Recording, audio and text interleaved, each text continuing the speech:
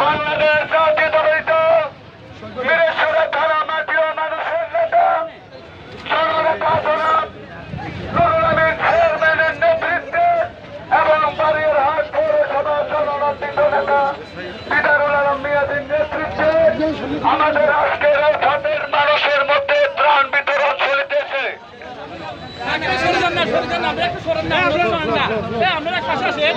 এক পাশে আসেন